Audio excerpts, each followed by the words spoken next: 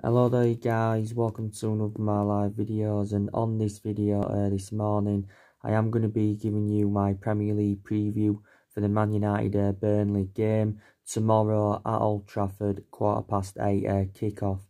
And also on this video I am going to be giving you my starting 11 prediction for the game, and I do presume that Ole Gunnar Solskjaer will be making some changes from the 2-0 defeat to Liverpool on Sunday. But in this game against Burnley, on paper, Manchester United should win. But we definitely need to see a total comparison performance to what we saw against Liverpool. Because against Liverpool, it was a very poor performance. I think, we had the odd slight periods here and there where we did okay. Our two best chances in the game against Liverpool were for Andres Pereira. He missed a sitter in the first half. Also, Martial had a fantastic chance in the second half. But prior to that, Liverpool just totally dominated the game. Reflecting on that 2-0 win for Liverpool, that was Jurgen Klopp's 150th win as a Liverpool manager since Liverpool recommended him in back in October 2015. It was goals from Virgil van Dijk. There was a lot of our fans infuriated with Virgil van Dijk's goal. There's a lot of people saying, that shouldn't have happened, because Brandon Williams shouldn't have been the one that was attempting to mark Virgil van Dijk. Harry Maguire should have been marking him. And obviously now the second goal came right at the end. And surprisingly, it was Allinson that had got the assist. I think at least James should have took Mohamed Salah out. But Liverpool did win the game by 2-0. But I expected us to lose to Liverpool, because Liverpool are in really good form this season. They're the only team that have not yet lost this season. They have won 21 games out of 22. We're the only team that have taken any points from them this season. They are unbeaten in 39 Premier League games. They go up against Wolves this Thursday, so they're looking to extend their unbeaten run to 40 in the league. They're 52 Premier League games unbeaten at Anfield, so they've gone almost 3 years without losing at Anfield. And they are sitting 16 points clear of Man City, 19 points clear in front of Leicester, with still a game in hand. They have got a game in hand, and Liverpool are on course to win their first ever Premier League title. So they're going to end their 30-year drought.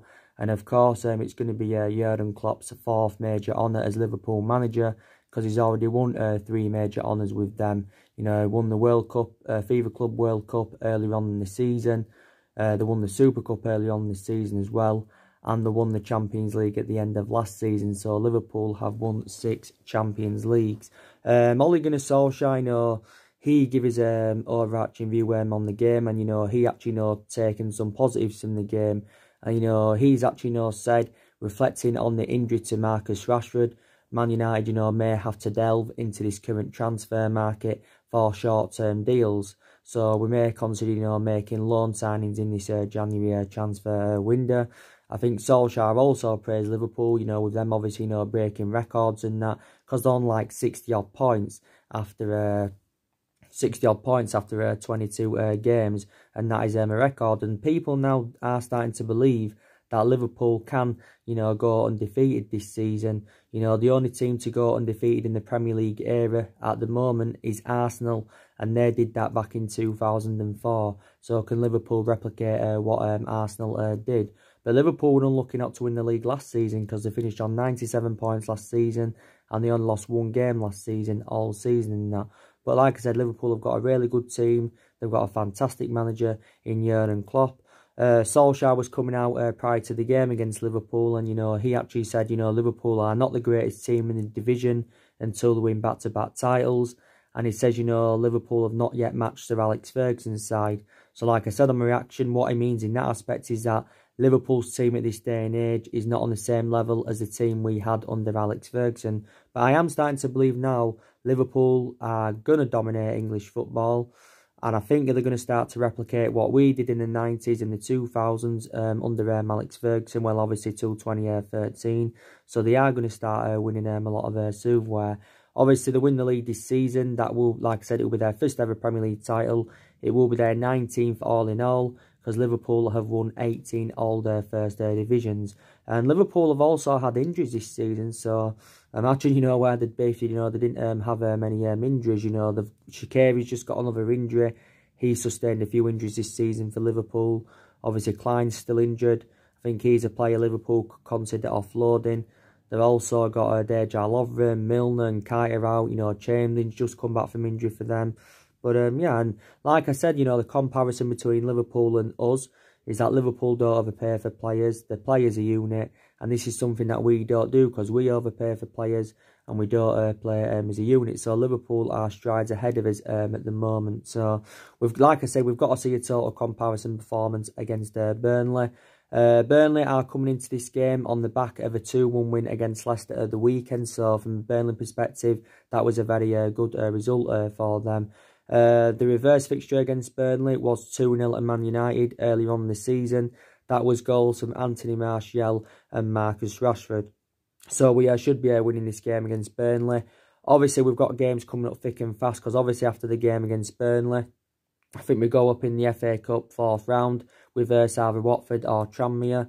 We've got Man City coming up in the Carabao Cup semi-final 2nd leg. I think we've also got Wolves coming up in the Premier League. I think also Chelsea's coming up. So these games are coming up thick and fast for Man United. So I expect, like I said, Solskjaer to make changes from the 2-0 defeat against Liverpool in the game against Burnley. And the last visit, our last visit at Old Trafford against Burnley, it was actually 2-2. So we know, obviously, Rashford is not going to be playing in this game against Burnley. Solskjaer revealed that Rashford could be out for at least 6 weeks because he has sustained double stress fracture in his back. There's some reports saying that he could be out for around 3 months. So Rashford's injury is quite severe. Ian Wright has given his overarching view, reflecting on the injury to Rashford, and he actually says Solskjaer needs to take some of the blame for that. He said he needs to take some of the blame, did Ian Wright, because he's actually accused Solskjaer of putting himself before Marcus Rashford. And like I said, Rashford has been one of our best players this season. He's been in scintillating form. You know, Rashford scored 19 goals for the football club in all competitions this season. You know, he scored around 63 senior goals for the club since he broke into the senior squad back in 2016. And yeah, so it's just a shame to see Marcus Rashford out. And like I said, he was injured earlier on the season. He was injured towards the back end of last season. But, you know, so far to this point, Rashford has remained loyal to the club and he's spent the entirety of his career with Manchester United up until this point. So we might not see him back in action until April, Marcus Rashford. So we know he's not going to be playing in this game against Burnley. I do presume Martial will keep his place in the team because obviously he operates in that number 9 role. I think comparing Martial and Rashford, I think Rashford's a better player than Martial. I think, you know, in the games Martial's played in this season, he has mainly done well.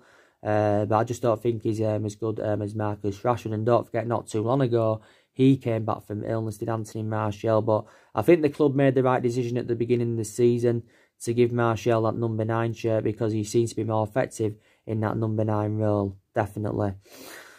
Obviously, I've got some positive news though. Eric Bailly is now back from injury. Solskjaer had actually revealed this prior to the Liverpool game, that Bailly is back from injury because Bailly was out with a knee injury since pre-season.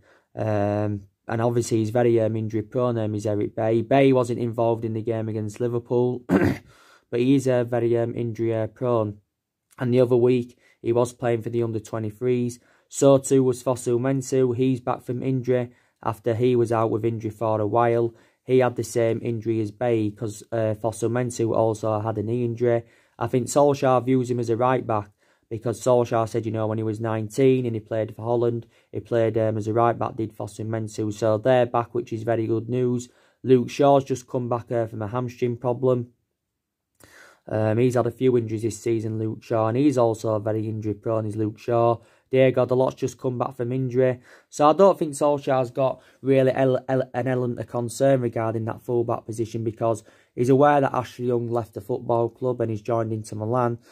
But obviously, you know, we've got a variety of fullbacks still. We've got Dalot, we've got Luke Shaw, we've got Brandon Williams, who we now view as our first choice left back. Like I said, Solskjaer views Fosu Mensah as views Fosu Mensah as a right back. So I don't really think we need a fullback. Plus, we've got Wan-Bissaka, who is our first choice right back. Obviously, we do know that Paul Pogba and Scott McTominay are still out with injury. I think Paul Pogba's out until the end of this month or until the beginning of February. Paul Pogba's got an ankle injury. And McTominay has damaged the ligaments in his knee. And McTominay has also sustained quite a few injuries this season. But reflecting on Paul Pogba and McTominay's injuries, you know, we do look very exposed in that midfield. And I think we need two midfielders. Man United are looking to get an attacking midfielder. We also need a holding midfielder, because the only midfielders we can rely on at this moment is Pereira, Matic and Fred, and definitely no Pereira and Matic are two liabilities. So, and we need to obviously get a replacement for Pogba, because I'm still very convinced he's going to leave the club. Probably more imminent he'll leave in the summer rather than this January transfer window. And obviously we need to get an adequate replacement for Ander Herrera, because Ander Herrera, of course, left the football club last summer. And you can say that was one of the mistakes Man United did make, was letting Ander Herrera go, because you could arguably say he was one of our best players since the Alex Ferguson era. So let's get on with the starting 11 prediction for this game against Burnley. So obviously I think he's going to stick with the 4-2-3-1 formation. He's Solskjaer, because he's been going with that formation on a regular basis this season. But I've got to say, I think in the vast majority of our games this season, that 4-2-3-1 formation hasn't seemed to have suited our standards. You know, in the odd game here and there, he's reverted to 3 at the back, you know. But I think he should try a different formation. So, obviously, you know, David De Gea will keep his place in goal. I think David De Gea now is not far away from making 400 appearances for the football club in all competitions since his arrival from Atletico Madrid back in 2011. This is now currently David De Gea's 9th season at Manchester United, so he has been a long servant. Obviously, overall, he's still regarded as one of the best goalkeepers in the world. You know, he hasn't been fantastic this season, De Gea. You know, a lot of people now saying at this present time, Allenton is better than him and that. But, you know, he's still a very, very good goalkeeper. You know, I think he's enjoyed a good 7.5 years out of the 8 years he's been at Man United. And obviously, you know, he's won everything here domestically. I think he's won the Snap Busby Player of the Year award like 4 times he's out of the last 6 seasons, reflecting on his good run of performances. And, you know, it was at one point, it was looking imminent that David De Gea was going to be leaving the club, because we were struggling to get him a new contract. Don't forget, Real Madrid were in for him for quite a lot of years. Well, a few years, was it? You know, he was close to joining Real Madrid back in 2015. But due to a fax machine, on deadline day, the deal never materialised. Don't forget PSG, and that went in for him at one point. Juventus went in for him. But in the end, we ended up getting him a new contract. And now he's on 375 grand a week. He's the highest paid goalkeeper in the world. Now he's David De Gea, and the highest paid at the football club. So yeah, it will be De Gea in goal. And Wan-Bissaka will play at right back. Will Wan-Bissaka. He'll definitely play at right back. I think he's been a very, very good addition to the squad as Wan-Bissaka since we got him last summer from Crystal Palace. I think his distribution's been good. He shows that ability to play out from the back. Some people say that their element of concerns about Bissaka, you know, he doesn't really have a good attacking intent, but defensively fantastic. But I think he can be our right back for the next decade, definitely. Obviously, the centre-back partnership will go with Harry Maguire and Victor Lindelof. Gotta say, you know, they've, you know, complemented each other really, really well in our back line in the vast majority of our games this season. You know, this will be Maguire's 2nd game as permanent captain for Man United. I don't think he was too good against Liverpool, Maguire, so I think we need to see a better performance from him in the game against Burnley. I don't think Lindelof was too bad against Liverpool, not too bad at all. Brandon Williams needs to start at left-back.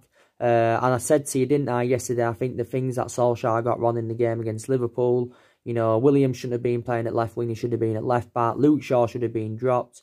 Greenwood should have started, you know, due to Rashford's absentee. I think Greenwood should have either started through the middle or started on the right. You could arguably say Juan Mata should have started. So some of Solskjaer's decision-making is totally questionable. But yes, definitely start Brandon Williams at left-back, because I think, you know, since he's coming to the first team, he's been an absolute revelation for the club as Brandon Williams.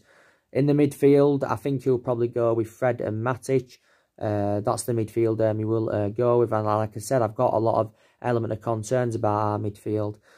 Fred, I thought he had an okay game against Liverpool. Didn't really show much in terms of attacking intent. Was quite sloppy. But I thought defensively did well, had a decent chance in the game as well against Liverpool. But I think I would be determined to give Fred more time at the football club. He's only been here since the summer of 2018. Okay, he's still not fully replicated what he did with Shakhtar Donetsk, because I thought he enjoyed a good time with Shakhtar Donetsk.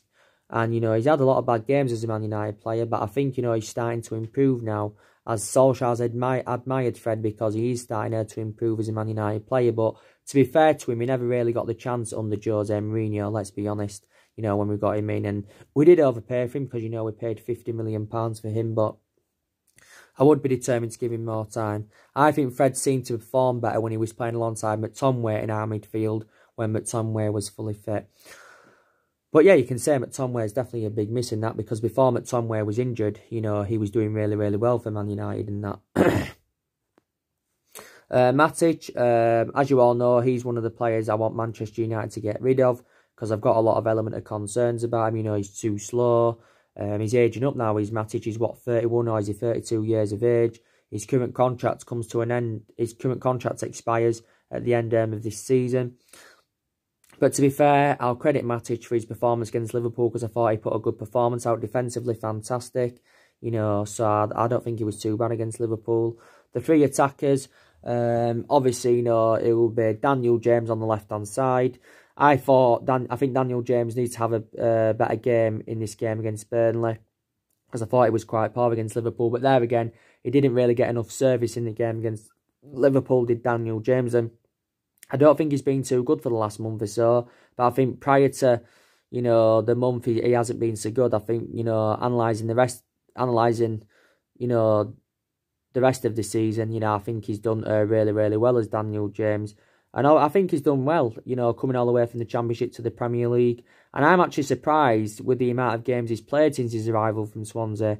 I knew that I'd get game time, but I just didn't think he'd play as many games to the extent as he has done, Daniel James. So that's actually now a surprise, because I didn't think he would have been first choice when we got him in. We only paid £15 million for him, but, his performances have now got to improve. So he's got to replicate what he did early on this season. He's got to start doing that now as Daniel James. So hopefully he can. I'd put Juan Mata in the number 10. Whether Solskjaer does this or not, I do not know. But I would put Juan Mata in the number 10 against Burnley. Because I thought Juan Mata did well in the last couple of games prior to the game against Liverpool. He got the goal against Wolves that put us into the fourth round of the FA Cup. He also got 2 assists against Norwich. And I know Juan Mata's lost that yard of pace. And, Juan Mata is now, 33? Is he 32, 33 years of age and that? But, and he doesn't get in the team enough now. But I think, Man United should be determined to give him more opportunities, because quite clearly Pereira isn't good enough to operate in that number 10. I've got a lot of element of concerns about him. So too, Jesse Lingard isn't good enough to operate in that number 10. He's been getting dropped recently, reflecting on his bad run of performances. And like I said, reflecting on Jesse Lingard's status at the football club. Also reflecting on the number of years he's been here, he should be putting much more better performances out. But again, I think he's one of the players Man United needs to consider getting rid of, Jesse Lingard. Put Mason Greenwood on the right. I'd put Mason Greenwood on the right, definitely. He has not, for my own perception, Mason Greenwood has not started enough games from the start for Man United in the Premier League. It's been totally comparison like the Europa League and the Cup games, because he's been getting starts then.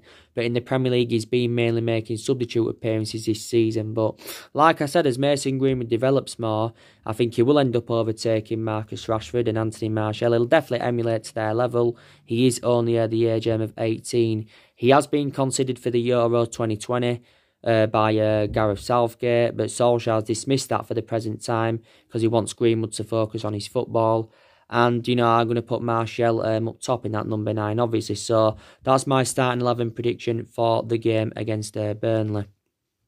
But we need to win this game against Burnley anywhere, because obviously, we want to get that top 4 this season. So in that aspect, we can get Champions League football secured for next season. And Champions League football is always very imperative. And like I said, reflecting on, the size and the potential of this club, also reflecting on the amount of money that's been invested into the football club over the years.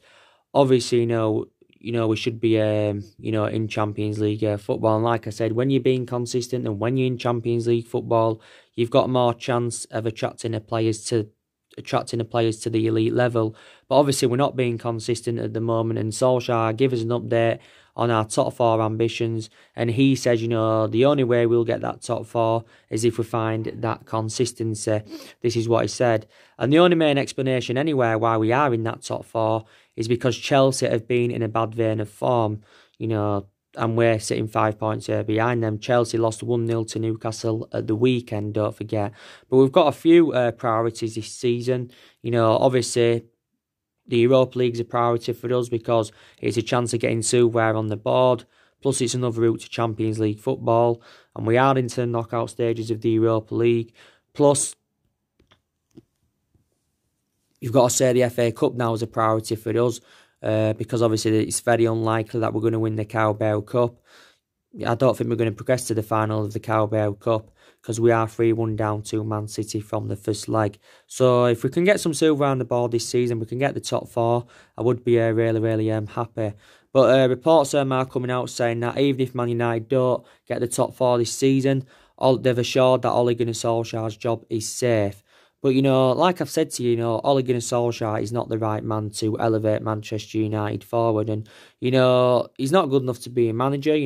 From some people's perceptions, they believe he would be better as a sporting director at the club or maybe one of the coaching assistants than a manager. I don't think he'd be good at either of them. The only thing I think Solskjaer was good at, he was good as a player for Man United. He enjoyed 11 years at the football club. He flourished under Alex Ferguson's guidance. But I think as a manager, he's totally comparison to how he was as a player. So that's my element of concern. Like I said, for the vast majority of this season, Solskjaer's been tactically naive. Some of his substitutions have been questionable. And he doesn't really seem to have a plan B, does Solskjaer. So he isn't the right man for the football club. But like I said, our board won't sack him. And I think, with Solskjaer being a club legend, I think in that aspect, the board are soft in their stance. And I think, disregarding Solskjaer being a club legend, I think he would have definitely been sacked by now from the football club. He would have been sacked by the football club. But this is Solskjaer's first full season as Manchester United manager. He's been here for 13 months now. So he's been here over a year. And Solskjaer says he expects us to enjoy a better 2020 than what we saw last year. So he expects us to see a better 2020 than 2019. Solskjaer is aware that he's got many expectations to exceed. And this is what he said. This is what he's aware of, and that he's got many expectations to exceed.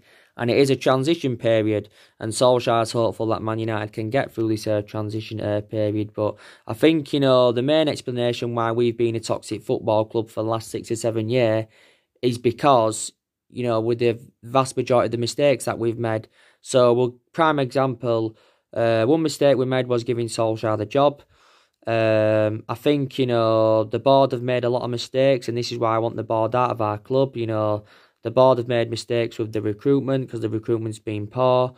Obviously, the vast majority of the players that we've bought over the years haven't been the right calibre players for Man United. We've selected the wrong managers. Ferguson made one mistake, and it was the only mistake he made, was obviously recommending David Moyes. I think maybe there's certain players that we got in that were good at the club and we shouldn't have got rid of. So this is probably the main explanation why we have been a toxic football club. So...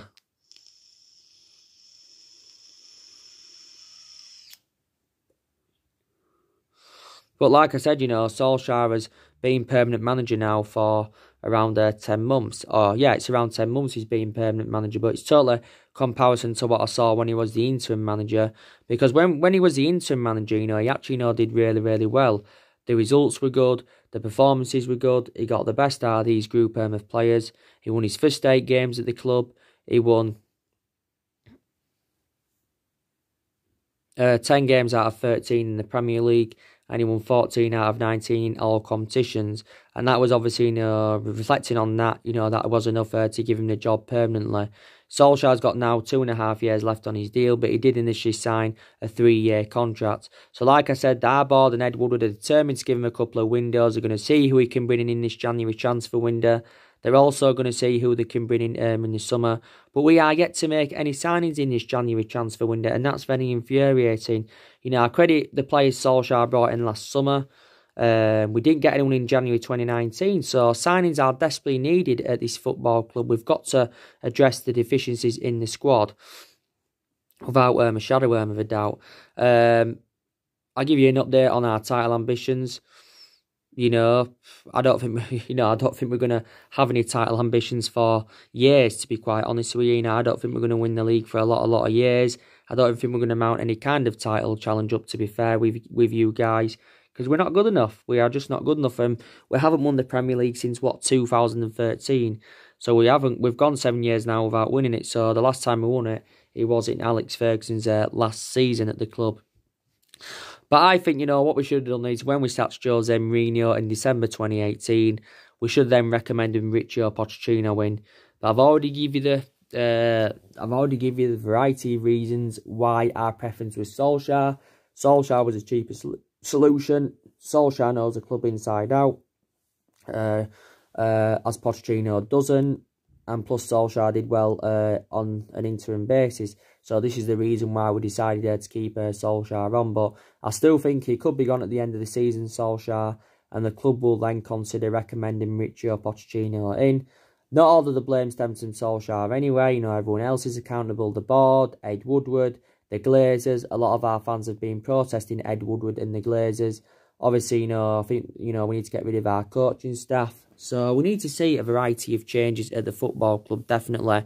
And there's still more players that need to go. I think we need to get rid of at least another 5 or 6 more players this year, definitely. And I know a lot of Deadwood has gone since the arrival of Ole Gunnar Solskjaer. But, we're never going to be the team that was under Ferguson. So Solskjaer's not going to invoke Ferguson's legacy at the club to save him. I don't think any other manager would be able to, replicate what Alex Ferguson did at Man United. And I just don't see us ever having a team that we had under Ferguson. Because I did say now, this team, this day and age we've got, I hope it can replicate what the team did under Ferguson. We had a lot of great players under Ferguson. Don't forget, he developed a lot of young players. We had the likes of Rooney, 253 goals for the club, all-time leading goal scorer. Rooney served around 13 years at Man United.